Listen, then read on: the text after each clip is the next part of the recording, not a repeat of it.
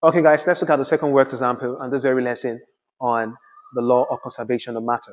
So look at what we have here. 18.20 gram of lead triacetyl nitrate 5 solution was added to a certain amount of sodium chloride to produce 18.80 gram of white precipitate of lead chloride and 12.40 gram of sodium triacetyl nitrate 5.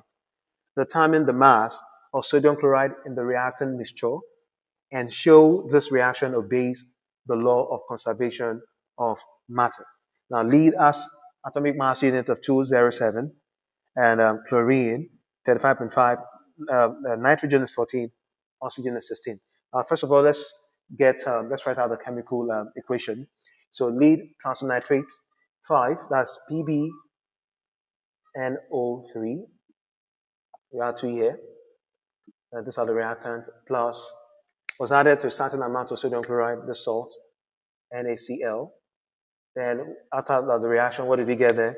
We got lead chloride, then plus sodium nitrate, lead chloride and plus sodium nitrate, like this. Now, this is the chemical equation. Now look at this question. 18.20 gram of lead triacetyl nitrate 5 solution. Now, this lead nitrate solution is 18.20 gram. Now was added to sodium chloride. Now we are not told the amount of sodium chloride. We are only told the amount of lead nitrate. So 18.20 gram of lead nitrate was added to some amount of sodium chloride, according to the question, to produce 11.80 gram of white precipitate of lead chloride. What was produced? 11.80 gram of lead chloride. That's white precipitate of it. Now, and after that, and 12.40 gram of sodium nitrate. Not only that, also 12.40 gram of sodium nitrate was produced. But the amount of sodium chloride involved in this reaction was not mentioned.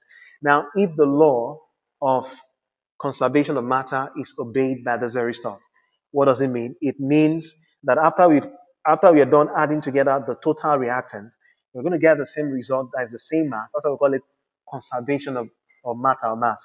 We're going to get the same mass as the reactant, the same mass. So what do we have for the product? We got what's the total mass of the product? Yeah, 11.80, I beg your pardon, plus 12.40. What do we have there? We're going to have 24.20. Let's do that. 18.80, 12.40. You give us 12. 4, that's 24.20. So right here we have 24.20 gram. That's the total mass of the product. So